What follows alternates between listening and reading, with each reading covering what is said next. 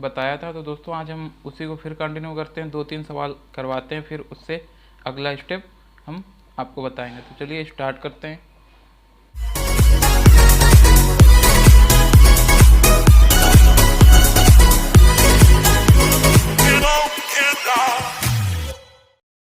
तो दोस्तों देख लीजिए आप, यहाँ पे 2 सतह इसमें कॉमन है और इसमें किसके विपरीत पूछा गया है। तो यहाँ पे देख लीजिए 5 के विपरीत, 5 के अंकित फलक पर पूछा गया है। तो यहाँ पे हम लिख लेते हैं अपने क्वेश्चन, 5 के विपरीत, 5 के विपरीत पूछा गया है यहाँ पे। तो देखते हैं जब 2 सतहें कॉमन हो, मतलब इसमें आपको 2 चीज़ें अब कॉमन मिलेंगी। तो देखते हैं क्या क्या कॉमन है। तो दोस्तों यहाँ पे हमारा 4 और 2, इन दोनों में कॉमन है, 4 और 2। दोस्तों आपको पता है, मैंने पिछले वीडियो में आपको बताया था कि जब 2 सतह एक साथ, मतलब एक दूसरे के अपोजिट सतह एक साथ नहीं आ सकती, तो मतलब ये 4 और 2 एक दूसरे के पीछे नहीं हो सकती, इसलिए ये हो नहीं सकती। ये बचता क्या है, 5 के विपरीत सिर्फ 1।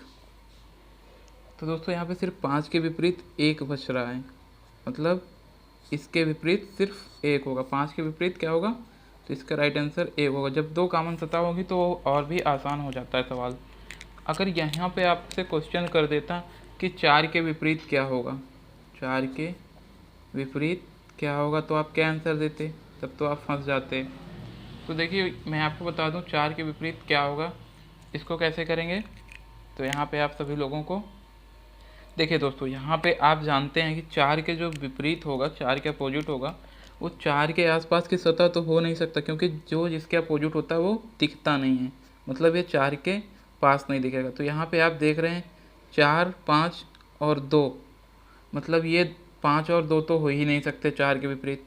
और यहाँ पर आप देख रहे हैं 2 और 1, मतलब 1 भी इसके पास में ही है, तो 1 भी नहीं हो सकता। कौन कौन संख्या नहीं हो सकती, 2 नहीं हो सकता, ये 2 नहीं हो सकता, और ये यहाँ पे 5 नहीं हो सकता 4 के विपरीत, और 1 नहीं हो सकता। तो यहाँ पे दोस्तों क्या बच रहा है, आप 4 के विपरीत क्या हो सकता है, तो यहाँ पे बच रहा है आपका मात्र 6। तो 4 के विपरीत क्या होगा, 6, क्योंकि जो अपोजिट सतह होती है वो पासे में एक सामने नहीं दिखती, मतलब दोनों सतह एक साथ नहीं दिख सकती जो इसके विपरीत सतह होगी। तो यहाँ पे 4 के अपोजिट 6 बच रहा है। इसी तरह अगर पूछा जाता दोस्तों 2 के विपरीत क्या होगा, तो यहाँ पे मैं बता दूँ 2 के विपरीत अगर पूछा जाता क्या होगा, तो 2 के साथ क्या है, 2 के साथ मतलब 2 के साथ 2 के पास 4 भी है और 5 भी है और इधर 1 भी है। तो यहाँ पे दोस्तों अब 2 के विपरीत क्या बच रहा है, तो आप बताइए 2 के विपरीत यहाँ पर क्या बच रहा है, यहाँ पर बच रहा है 3, अर्थात 2 के विपरीत 3 होगा। तो दोस्तों आपने सारे आंसर यहाँ पे फाइंड आउट कर लिए। 4 के विपरीत यहाँ से देख लीजिए 6 हो गए, लेकिन मैंने आपको बता दिया ये सब पूछे नहीं जाएंगे। यहाँ पे 4 के विपरीत 6 हो गया, और यहाँ पर आप देख सकते हैं 4 के विपरीत 6 हो गया और 5 के विपरीत 1 हो गया। तो आपके तीनों आंसर हल हो गए, तीनों आंसर सिर्फ एक ही ट्रिक से हल हो गए। आपको कहीं देखना, मतलब आपको कहीं पर भी दिक्कत नहीं हुई होगी, मैं यही समझता हूँ। अगर दिक्कत हुई हो तो कमेंट बॉक्स में ज़रूर कमेंट करना। लेकिन दोस्तों आपसे प्रश्न में वहाँ पर तीनों नहीं पूछेगा, ऐसा क्वेश्चन देके सिर्फ एक ही पूछेगा, जैसे ये 5 के विपरीत पूछा हुआ था, ऐसे ही एक ही क्वेश्चन सिर्फ आपसे पूछा जाएगा। जैसे आपने देखा है यहाँ पे CPU SI एग्ज़ाम 2020 में ये क्वेश्चन पूछा गया। तो इसका राइट आंसर क्या होगा, 5 के विपरीत क्या आया था, 1, तो आंसर सी सही होगा इसका, 5 के विपरीत 1। तो दूसरा क्वेश्चन हम देख लेते हैं, यहाँ पे 2 ही कॉमन ट्रिक पर, फिर अगला क्वेश्चन देखते हैं। तो देखिए दोस्तों यहाँ पे मैं अपने पे आपको दोस्तों यहाँ पे मैं आपको साधारण और मानक पासा पहले बता देता हूँ। आपको मैंने कल बताया भी था मानक पासा किसे कहते हैं, मानक पासा, और मानक पासा को इंग्लिश में स्टैंडर्डाइज बोलते हैं, स्टैंडर्डाइज। मानक पासा वो होते हैं जिनके आपस के सतहों का योग 7 हो, मतलब मानक पासा वो होते हैं जिनके आपस के सतहों का योग 7 ना हो। तो जैसे देखते हैं यहाँ पे हम एक डाइस बनाते हैं, आपको दिखा रहे हैं डाइस में कैसे पासा मानक पासा नहीं हो सकते, नहीं हो सकते हैं और हो सकते हैं, ये दोनों बता रहा हूँ मैं। और एक यहाँ पे देखिए, आप अगर आपस की सतहों का योग आप जोड़ेंगे तो 7 नहीं पहुँचेगा। 3 और 1 अगर जोड़ते हैं, 3 और +1, तो यहाँ पे 4 होगा। और 2 और 3 यहाँ पे जोड़ते हैं तो क्या होगा, 5 होगा, और 2 और 1 जोड़ेंगे तो यहाँ पर 1 मतलब 3 होगा। तो यहाँ पे दोस्तों हम इसे, अगर ऐसा एग्ज़ाम में क्वेश्चन आ जाता है, मानक पासा दिया होगा आपको और पूछेगा 2 के विपरीत क्या है, तो आप क्या आंसर देंगे इसमें? 2 के विपरीत आपकी 7 में से 2 घटा दीजिए, 7 में से 2 घटा दीजिए, कितना आ जाएगा? 5। तो यहाँ पे 2 के विपरीत 5 होगा। अगर पूछ लिया जाए 3 के विपरीत क्या होगा, तो 7 में से 3 घटा दीजिए, तो आपका यहाँ पे आंसर आ जाएगा 4।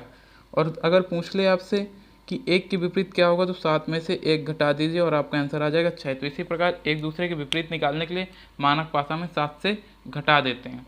अगर आपका क्वेश्चन पूछे सिर्फ सिंगल डाइस दिया हुआ हो और आपसे पूछा जाए यहाँ पर, तो दोस्तों मैं आपको दिखा देता हूँ। 2 माइनस, अगर 2 के विपरीत अगर आपसे पूछता है तो 7 माइनस 2 कर दीजिए तो 5 आ जाएगा। और 7 के से अगर 3 के विपरीत पूछता है तो 7 माइनस 3 कर दीजिए, जिससे 4 आ जाएगा। और अगर 1 के विपरीत आपसे पूछता है तो 7 माइनस 1 कर दीजिए और आपका आंसर 6 आ जाएगा। मतलब 1 के विपरीत क्या होगा, 6 होगा, और 3 के विपरीत 4 होगा, 2 के विपरीत 5 होगा। तो दोस्तों मानक पासा के विपरीत क्रम वो होता है, मतलब अगर किसी भी संख्या के बारे में पूछा जाता है, जैसे 3 के बारे में पूछा जाता है तो 4 जोड़ दीजिए 7 हो जाए, मतलब जो संख्या 7 बना रहे हो उसे मानक पासा बोल देते हैं, वो स्टैंडर्ड डाइस आपका कहलाता है। जैसे ये यहाँ पे संख्या दी हुई है 2 और 3 1, मतलब आपको पहले इसे चेक करना है कि ये स्टैंडर्ड डाइस है या नहीं।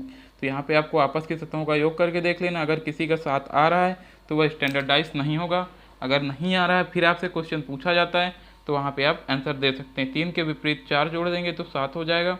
ऐसे ही 2 पूछेगा तो 2 के विपरीत 5 जोड़ दीजिए, 2 और 5 बराबर 7, मतलब फिर योग आपका 7 आना चाहिए। तो इसी प्रकार स्टैंडर्डाइज आपको बता चुका हूँ। साधारण पासा वह पासा होता है जिसमें आपस की सतहों का योग 7 के बराबर आ जाएगा, मतलब यहाँ पे आपको 4 दे दिया जाए, 3 दे दिया जाए, 4 3 7, तो मतलब ये साधारण पासा है। तो इसे ये एग्ज़ाम में बहुत ही कम पूछे जाते हैं। तो चलिए दोस्तों अगला एक क्वेश्चन देख लेते हैं, कोई अच्छा था, अच्छे लेवल का। दोस्तों मैं आपको आज बहुत ही एक अच्छा क्वेश्चन कराने जा रहा हूँ, तो आपको मैं यहाँ पे दिखा देता हूँ।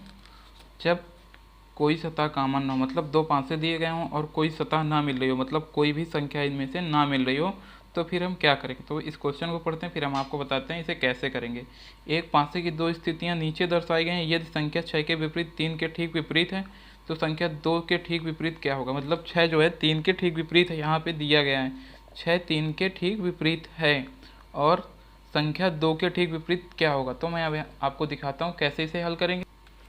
तो दोस्तों यहाँ पे मैं ये क्वेश्चन आपको बताने जा रहा हूँ, लेकिन मैं सोच रहा हूँ ये क्वेश्चन अभी आपको ना बताऊँ, नहीं तो आपके समझ में नहीं आएगा। इससे पहले आगे मैं इसे थोड़ा और सरल क्वेश्चन करवा देता हूँ, क्योंकि ये काफ़ी टाइट क्वेश्चन है।